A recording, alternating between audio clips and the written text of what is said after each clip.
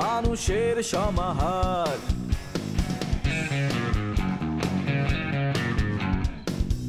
ভেতর আর বাহিরে চলছে উৎসব অপেক্ষার। এই শহরের হাজারো বাড়ির মতো নিয়ে হাসি কান্নার গল্প যত। এই শহরের হাজারো বাড়ির মতো নিয়ে হাসি কান্নার গল্প যত। প্রতিবার এখানে বেজে যায় calling bell, calling bell, calling bell, calling bell, calling bell.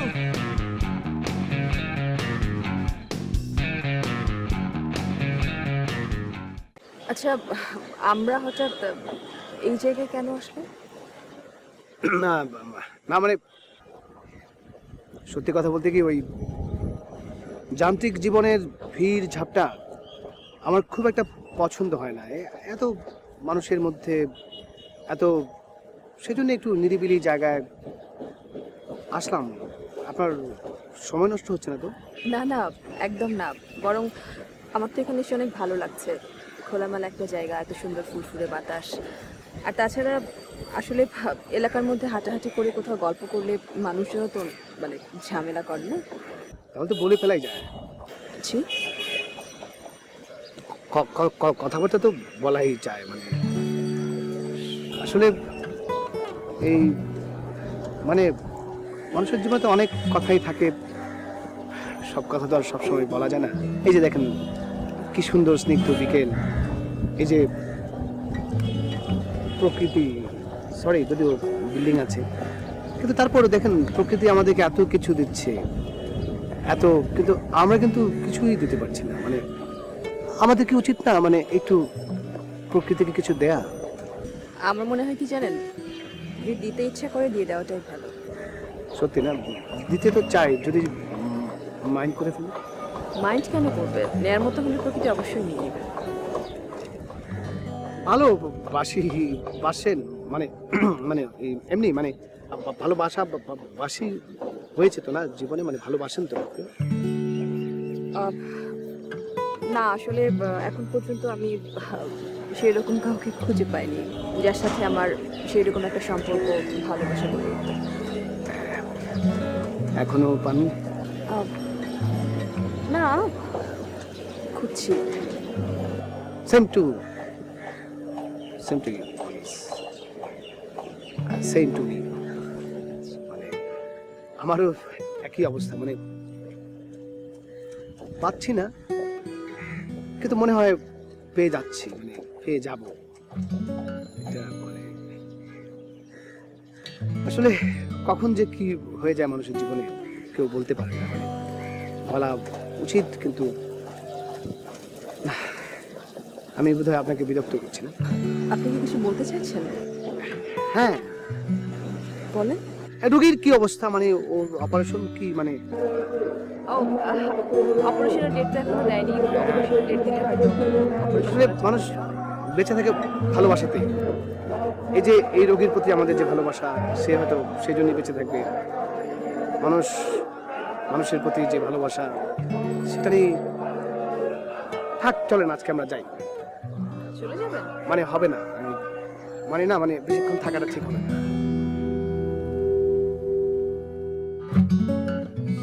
ভাইয়া, অনুমতি পেলে একটা কথা বলবো? বলেন। আপনি যে এত বড় একজন ফাইটার আমি আগে জানতাম না। কে বলছো তোমায়? আমি তো পোস্টার সার্ভে করছি, সারা এলাকা জুড়ে পোস্টার সার্ভে করছি। সেদিন মায়ের দোয়া জেনারেল স্টোরে পোস্টার সার্ভে করতে গিয়েছিলাম। ওখানে মুখে মুখে আপনার প্রশংসা শুনেছি। পারভেজ আমির নামে একজন ফাইটার, আজিজ নামে একজন কুখ্যাত ব্যক্তির হাত পা কুড়িয়ে দিয়েছে। লোকে মুখে আপনার প্রশংসা শুনে আমি পঞ্চমুখ হয়ে গেছি। শোনো, আবেগে খবরদার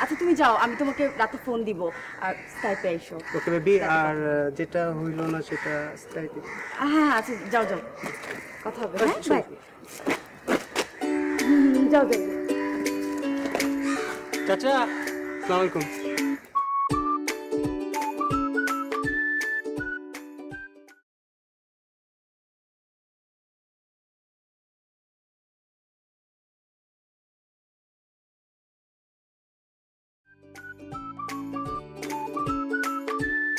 ওর সামনে তুমি নিজেকে আমার চাচা বললা কেন? ওই লোকটার সাইজ ভালো না। ভাইয়া বললে যদি আমাকে কোনো কিছু করে বসতো, তাই চাচা বলেছি। আর ওই ব্যাটার সাথে তোমার এত কি?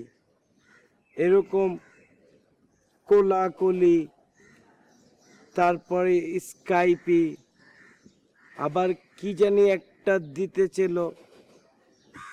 এত দেয়া নেয়ার কিসের সম্পর্ক তার সাথে তোমার? তুমি আমাকে এই কোশ্চেন করার কে? হু আর ইউ? কে তুমি? কে কোথাকার কে তুমি? আমি ইসহাক, তোমার প্রেমিক। তোমার সাথে আমার ভালোবাসার আদান প্রদান। তো এই ইসাকটা কই ছিল ওই দিন আমার ভাইয়ার সামনে? ওই দিন তো আমার ভাইয়ার সামনে বলছিলা যে তুমি আমাকে চিনোই না, আর এখন আমাকে তোমার গার্লফ্রেন্ড বলতে আসছো? লজ্জা করে না তোমার? আর তাছাড়া তুমি ওর মাসল দেখছো? দেখছো তুমি রাস্তায় যদি কেউ আমাকে কিছু বলে, ওর মেরে সবাইকে পাউডার করে দিবে, আর তুমি তো উল্টামুখী দৌড় দিবা। তার মানে তুমি কি বলতে চাচ্ছ? তোমার সাথে আমার সব শেষ? হ্যাঁ শেষ। তুমি দেহকে প্রায়োরিটি দিচ্ছ। শোনো, দেহ দেখে ভালোবেসো না, মন দেখে ভালোবাসো, ঠিক আছে? আমার দেহ মন কিছুই দরকার নেই, ইনফ্যাক্ট আমার তোমাকে দরকার নাই। আমি তোমার সাথে ব্রেকআপ করতেছি, ইটস ডান। ওকে? আর তুমি আমার খবরদার আমার আশেপাশে আসবে না, খবরদার। যাও। Okay bye.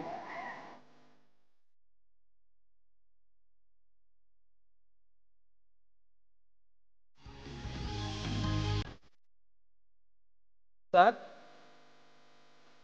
কেমন আছেন আঙ্কেল? আসসালামু আলাইকুম। ওয়ালাইকুম আসসালাম। তোমার চেহারা নিয়ে অবস্থা কি? ফুলে ফেলে রয়েছে, কেউ মারছে নাকি? মারবো সবাইকে। মনের অবস্থা ভালো না তো, কোনো কিছু ভালো লাগে না। হয়েছে নাকি তোমার? মন খারাপ কেন? কত একটু শুনি। আমার এলাকার ভাই বা দিদির মন খারাপ থাকবে আর আমি জানতাম না? এলাকার মুরব্বী হিসাবে তো একটা ব্যাপার স্যাপার আছে, কও। আমার মনের অবস্থা খুবই খারাপ। আমার এই জায়গাতে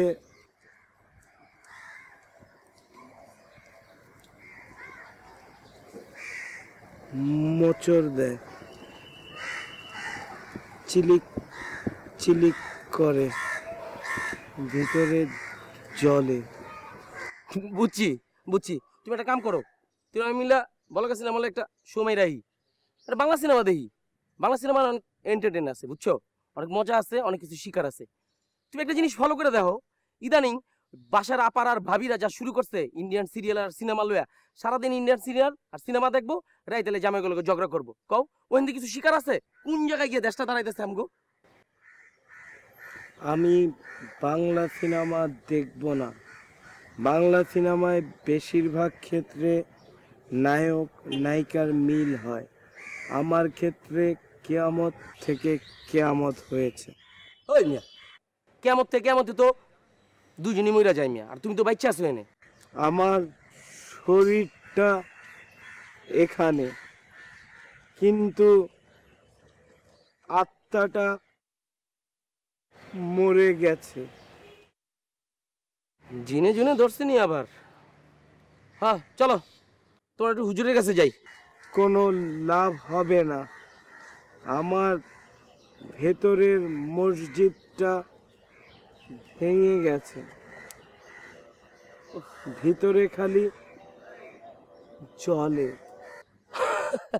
বুঝছি বুঝছি, তুমি ছ্যাক খাইছো না?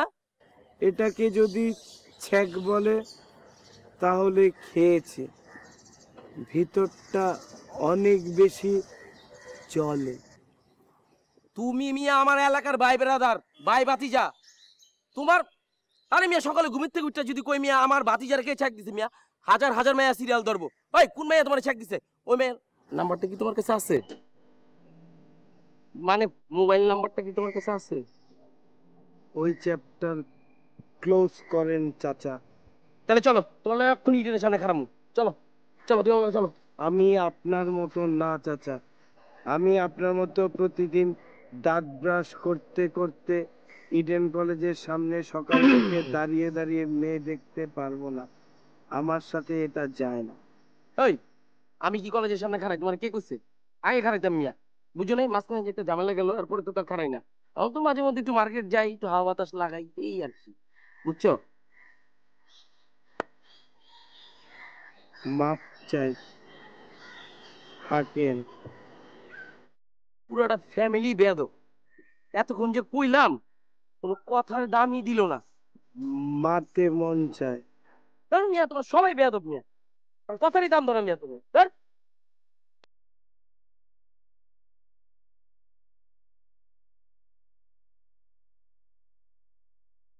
বাহ, এনে ভাবে চা খাইতেছেন? হ্যাঁ, আর ওই যে আপনার ভাতিজা জেলে পুরা শেষ হয়ে যেতে খবর রাখেন। আমার ভাই ভাইস্তা জ্বালা পোড়া খাইবো আর সিদ্ধ খাইবো, ওইটা অগ ব্যাপার। আপনার সমস্যাটা কি? ওই মিয়া, আপনি যে একটা খাচ্চুর টাইপের লোক, এটা আবার প্রমাণ করলেন, বুঝছেন? আপনি আসলে একটা বেয়াদব মিয়া। ওই ওই, আপনি কোনদিন মানুষের উপকার করছেন? কোন উপকারে আইছেন? আপনি তো গিয়া খালি হাউকাউ করে পেস্ট লাগাইছেন। এই মেয়ে, আমি হাউকে গেলে আপনার সমস্যাটা কি? করবেন না, আপনি তো বেয়াদব মিয়া। যে কি হয়েছে কন্ত ভাই? হ্যাঁ, আপনার ভাতিজারে কাঁচামরিচ পেঁয়াজ কাটতে কেমনে ডিম ভাজে দেখছেন? দুই সাইড যে লাল হয় ভাইজ্জা লাল করে আপনার ভাতিজা তৈরি হয়ে গেছে। কেডা? রাস্তাতে যে লোকাল সিটি গুলা কিনেন, দাগ পড়লে ঢুকাইলে পরে যে ক্যাক ক্যাক আওয়াজ দেয়, বুঝছেন তো? আপনি কারা মারধর করছেন নাকি মেয়ে?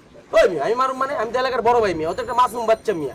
ওর তো ধমকি দিলে মিয়া প্যান্ট নষ্ট করে নেবে মিয়া, ওর লাগে আমার কি ঝামেলা হইব মিয়া? ভাই কি হয়েছে কন্ত আমার?